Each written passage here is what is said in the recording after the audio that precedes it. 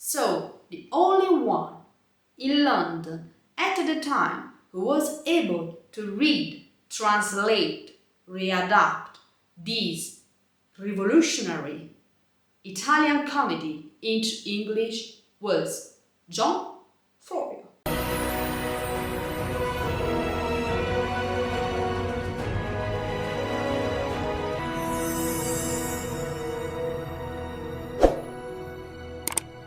Hi everyone, welcome back to John Florio channel. I am Mary and I'm here to talk about, guess who? Yeah, the great John Florio.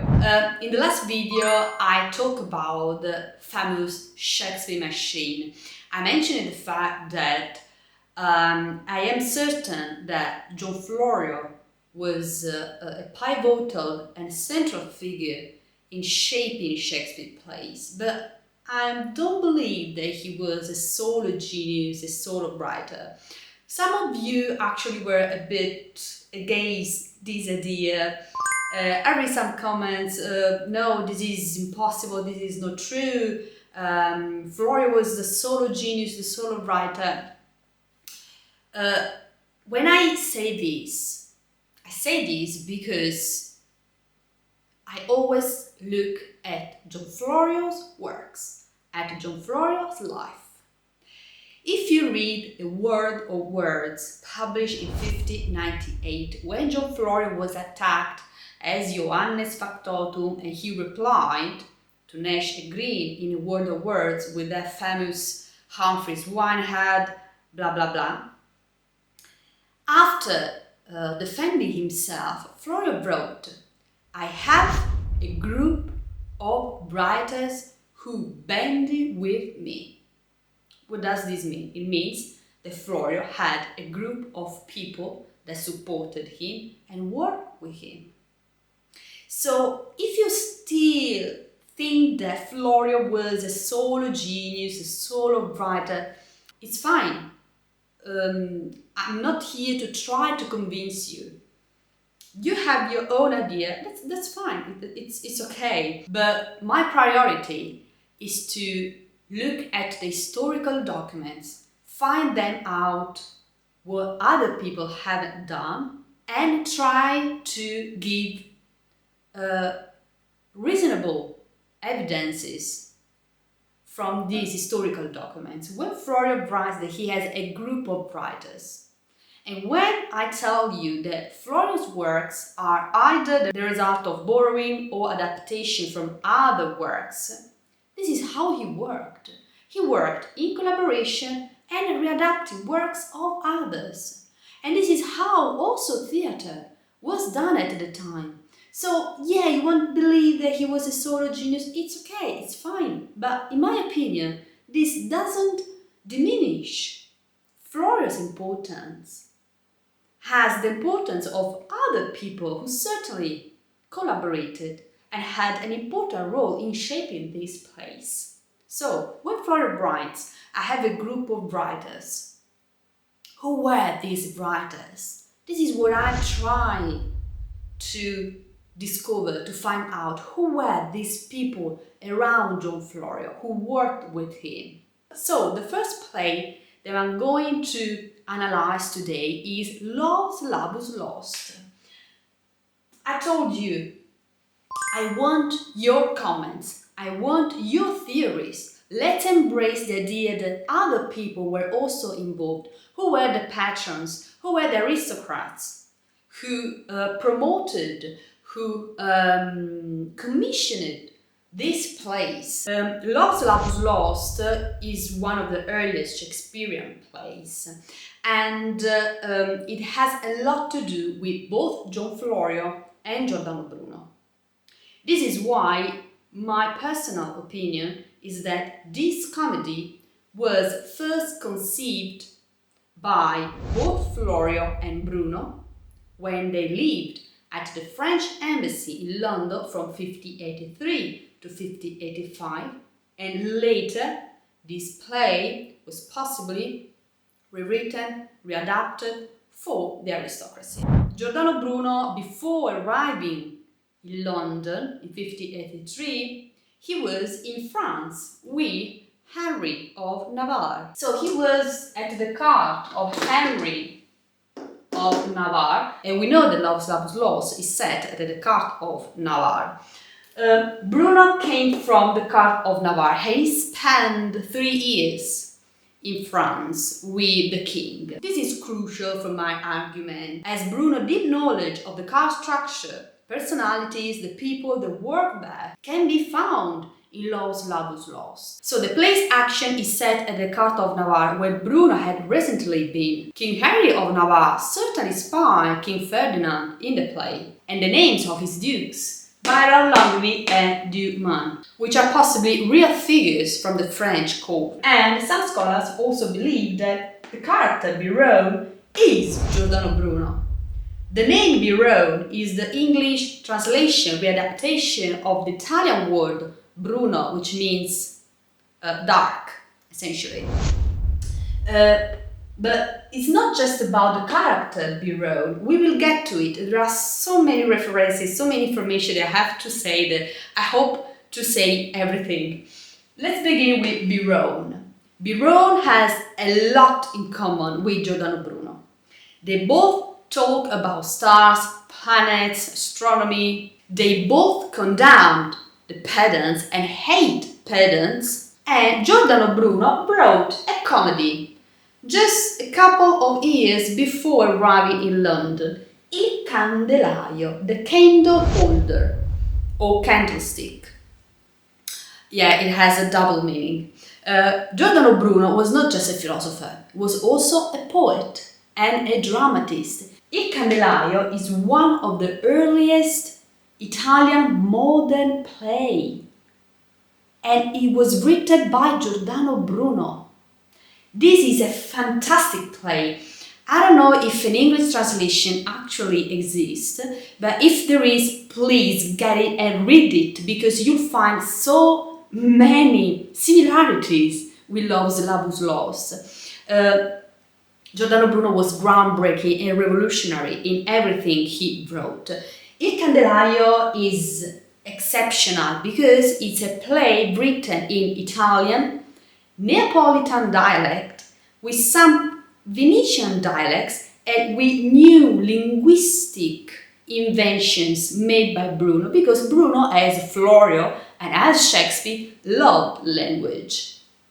Just a small information. Giordano Bruno, who believed in the infinite universe and in the solar system where the sun was at the center of the universe, believed that if you have a new theory about the universe, so the language must change as well. So he experimented during his life with new linguistic structures, and these linguistic inventiveness can also be found in Lovers Love Lost.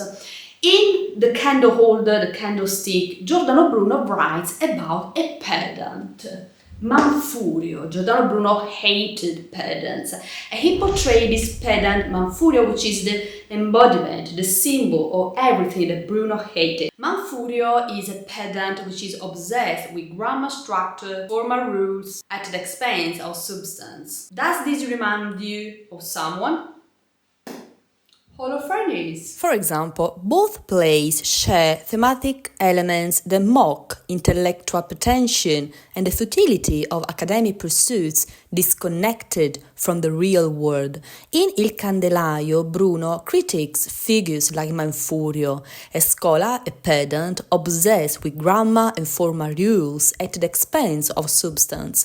And in the same way, Shakespeare's character Holofernes is a satirical portrait of pedantic intellectuals who prioritize knowledge for its own sake rather than its application to life. This alignment between Shakespeare and Bruno is very important because it's crucial to understand where Holofernes come from. All Shakespeare scholars are so focusing on saying, it was Florio. No, it wasn't Florio. Florio and Bruno spent 3 years together at the French embassy. If Florio was a pedant and Giordano Bruno hated pedants, do you think that they could really become friends? No, absolutely. But it's not just the similarity in the portrayal of this character, Manfurio and Holofernes. Both pedants, both Manfurio and Holofernes, also make the same jokes. One in Latin, the other the same, also in Latin. There is one joke, you will never read this in any book that talk about Giordano Bruno and Shakespeare because I found it out. There is a joke that Giordano Bruno creates because he wants to insult the pedant Manfurio, and he makes the spelling of the name. There is a scene in which Manfurio makes the spelling of his own name, pedante, and in this dialogue, Bruno writes, "So tell me, what does pedante means?" And Manfurio writes, "Well, pedante means perfect," and so on. And Giordano Bruno mocks him by writing, "No, pedant means the spelling, means pecorone, not perfecto." Pecorone in Italian means a sheep. In Lovers Labus Lost, Shakespeare makes the same joke. He spelled backward with the horn on his head. Bah, pueritia, with a horn added. Ah, most silly sheep with a horn. You hear his learning. Quis, thou consonant. The third of the 5 vowels if you repeat them, or the 5th if I. I will repeat them. A, E, I. The sheep. The other concludes it. O-U. This is literally the English translation and readaptation of this dialogue that we find in Giordano Bruno Il Candelaio, in which there is a character that mocks Manfurio the pedant by making the spelling and defining him as a sheep. In Lovers Labus Lost, the boy mocks Holofernes by making the spelling and defining him as the sheep. Let's move on. In Il Candelaio, we also find the theme of light and darkness, which is a topic very dear to Giordano Bruno. In both plays, the use of light is a metaphor for knowledge and truth. In Bruno's philosophy, light represents the quest for enlightenment, the struggle to move from ignorance into understanding. This symbolism is woven throughout Shakespeare plays, where characters stumble through the darkness of ignorance before being illuminated by truth and self-awareness. So as you can see, there is a lot of Bruno's play into Lovers Labus Lost. The topics, the characters, the linguistic jokes and wordplay. Who wrote Lovers Labus Lost was able not just to read Italian, but to read Neapolitan dialect, Venetian dialect, the linguistic Italian wordplays made by Bruno in the play. So, the only one in London at the time who was able to read, translate, readapt this revolutionary Italian comedy into English was John Florio. There is no doubt that BEROWNE is Giordano Bruno. They both talk about the same topics: the stars, the planets, love, knowledge, pedantry. All of this is assembled in Giordano Bruno's play, and we find these same topics in Lovers Labus Lost. Now, the Florio part. Lovers Labus Lost, the same title, comes from a dialogue that John Florio writes in 1578 in First Fruits. There is a dialogue in which there are two characters and they write. It is Labus Lost to speak of love. It is widely accepted today that this title comes from John Florio's work. Then we have many dialogues and certain witty sayings that comes from Florio's works. For example, the famous Venice, Venice, who doesn't see you, doesn't praise you. This comes from a Florio's work. The same reference to the old Mantuan. In one scene, the pompous schoolmaster Holofernes, in a show of intellectual superiority, quotes the Renaissance poet Battista Mantovano, "Fauste precor gelida quando pecus omne sub umbra ruminat." This is a sentence that we can find in Battista Mantovano's work. He then continues, good old Mantuan, I may speak of thee as the traveller thought of Venice. Venezia, Venezia, chi non ti vede non ti prezia. This is a humorous and scholarly allusion that ties the play directly to both John Florio and the Italian literary culture. By mentioning Mantovano and using Italian phrases, Shakespeare signals a deep connection to Italy's intellectual heritage. Then we have jokes, wordplay, that the writers does in French and in Italian, and they doesn't make any sense in English. Let's make some example. The dialogue, break up this capon. When the prince is handing Boyette a love letter, she says, you can break up this capon. The word capon comes from the Italian pun pollicetta, meaning capon, which is nearly identical to polizzetta, meaning a love letter or secret message. In Italian too, there is the same meaning. Pollicetta plays with the word pollo, which means chicken. Polizzetta was a love letter. In French, there is the same wordplay. Poulet means both a love letter and a chicken. In English, capon is just a capon. But why Shakespeare writes, break up this capon? It doesn't mean anything. But if you know Italian and French language, you certainly know that Shakespeare is making a wordplay, a joke, with the Italian word pollicetta, polizzetta, amorosa. This is a wordplay that has a meaning only in Italian, and Shakespeare writes it, translating, readapt this joke in English. Let's move on. There are so many things about Florio in this play. The same Shakespeare scholar Jonathan Bate, so the most straightforward scholar of all, wrote the Love's Labus Lost is Florio-esque because it contains so many references and witty sayings and wordplays that Florio made in his works, which can be defined a Florio-esque play. Also, there is a dialogue in Second Fruits that Florio published in 1591, the last dialogue of Florio's work, in which he writes about Giordano Bruno, himself, some friends that are on the rooftop at night, and they talk about some topics that we can find in Giordano Bruno's works, like Petrarchism, Antipetrarchism.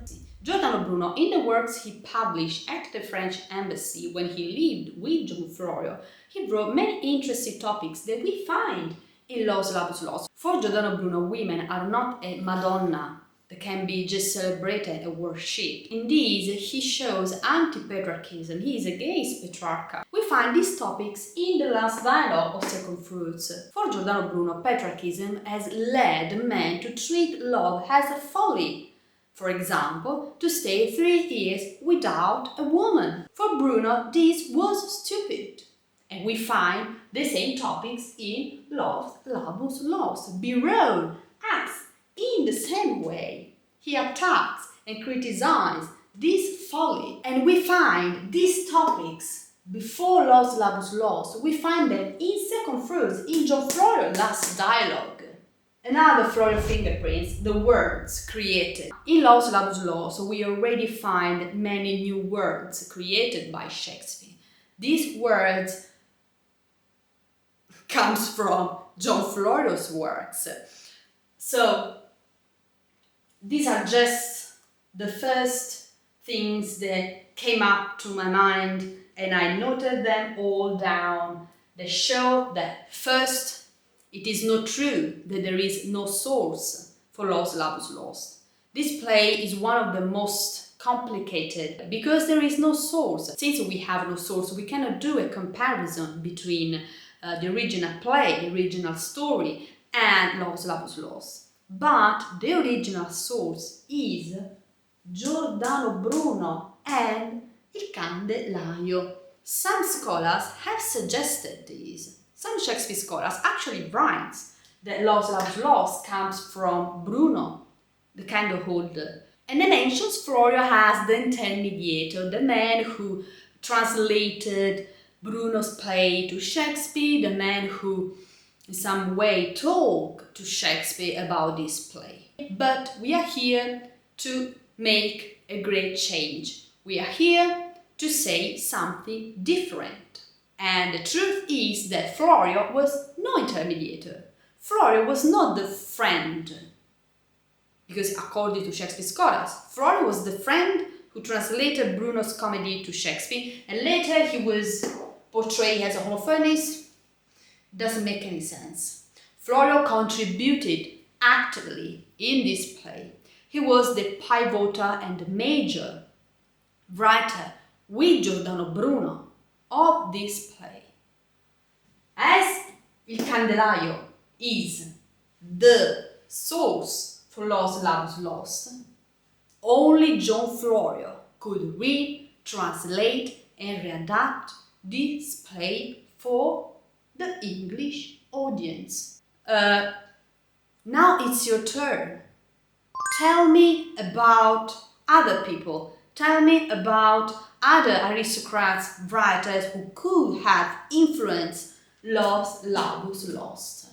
The historical background. Tell me whatever you want. So I want your opinion, I want your theory, so that we can sum up and gather all the information about Los Labus Lost, its sources, and the real writers behind this play.